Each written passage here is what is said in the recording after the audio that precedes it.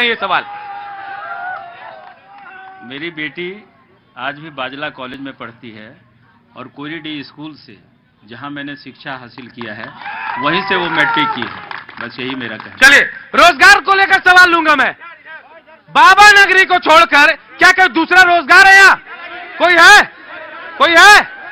चलिए मैं आपके पास आता हूं। चलिए, क्या रोजगार है भाई यहाँ? मैं चाहता हूं विधायक जी से पूछा जाए कि रोजगार की। भाई सिर्फ विधायक जी से पूछ रहे हैं, तमाम लोग तो आपके पास हैं सर। तमाम लोग हैं, मगर माननीय विधायक जी अभी तत्कालीन विधायक हैं और जो भी जीत के आएंगे वो देवघर के लिए, शिक्षा के लिए और बेरोजगारी के लिए क्या करेंगे। चलिए विधायक साहब, ये सवाल भी आपसे है, लेकिन मैं बाकी लोगों से सवाल पूछूंगा। सर आपसे पूछ चुका हूं मैं, चलिए आपके पास आऊंगा। चलिए, क्या सवाल, किससे सवाल है सर? हम लोगों के देवघर में सदर अस्पताल है, लेकिन बताइए यहाँ जांच की कोई सुविधा है?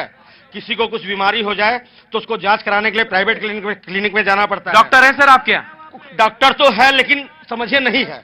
क्यों, व्यवस्था नहीं है सर? कोई व्यवस्था नहीं है यहाँ पर। यहाँ आदमी इलाज के लिए मर जाता है और यहाँ का सांसद विधायक लंबा लंबा बात करता है। चलिए, मैं विवादित बयान पे नहीं जाऊंगा, मैं आपके पास आता हूं सर। वाकई यहाँ ये स्थिति है कि सदर अस्पताल है, व्यवस्थाएं नहीं है।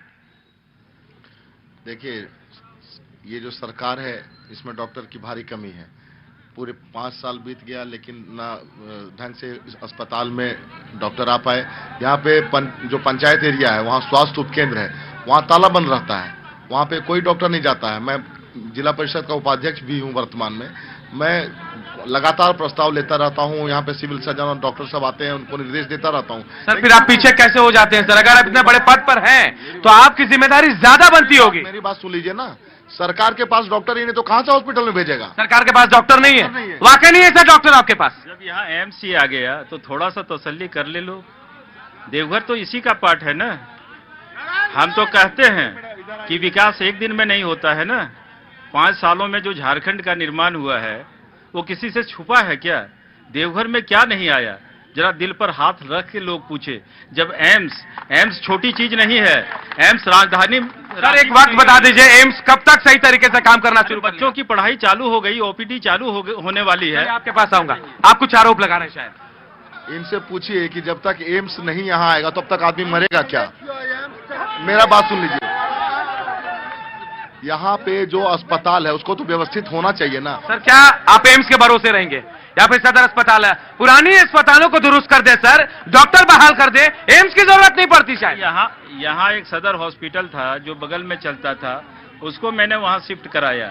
उसमें भी लोगों को मने की अंगड़ाई लेना पड़ा।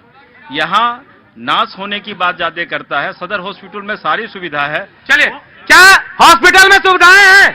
मुझे बता दीजिए। चलिए आप ही बोल दीजिए भाई। हर मोहल्ला में भी अटल क्लिनिक खुला है जहाँ की डॉक्टर की सुविधा हर मोहल्ला। चलिए आप बीजेपी से हैं, चलिए कोई बताए मुझे, बताएं। चलिए मैं आ रहा हूँ, चलिए बताइए आप। हर मोहल्ला में क्लिनिक खुला है, बाजार में कहाँ खुला है? जब बताइए तो भाई साहब। बताएंगे भाई साहब, बाजार में कहाँ खुला है? कहाँ पे है बड़ा बाजार में? बताइए जरा। हर मोहल्ले में खुला है तो। चलिए और भी सवाल किसी का भी। हाँ खड़े हो जाइए आप।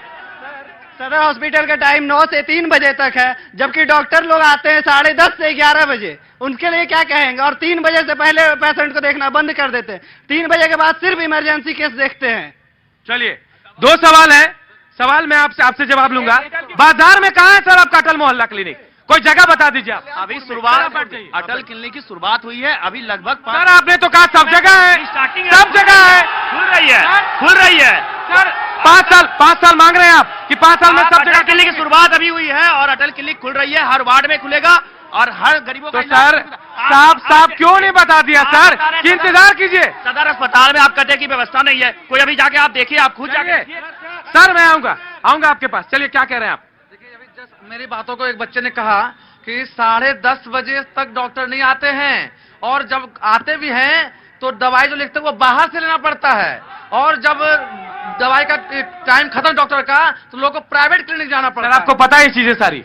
बिल्कुल। क्या करते हैं सर आप लोग? इसके लिए धरना देते हैं? हम लोगों ने सीएस का घेराव किया। सिर्फ घेराव होता है सर, हम लोग के कुछ पास काम नहीं होगा हम लोग के पास वही उपाय है सर। हम मेरा लोग मेरा मानना है, तरीके से मेरा मानना है सर। बात को चलिए मैं अपनी बात बता दूं। पहुंचाते हैं। चलिए आपकी बात भी मान रहा हूं। मेरा मानना है अगर कोशिश करेंगे बेहतर तरीके से, मजबूर हो जाएगी सरकार। विपक्ष में आप उनसे ज्यादा मजबूत। बिल्कुल सर, मैं हमेशा इसके लिए आंदोलन कर रहा हूं और सरकार तो अपनी बातों को पहुंचाया है, लेकिन सरकार के कानों तक जूं तक नहीं रेंगती है और आज भी जनता त्राहिमाम कर रही है। चलिए मैं वापस आऊंगा आप लोगों के पास।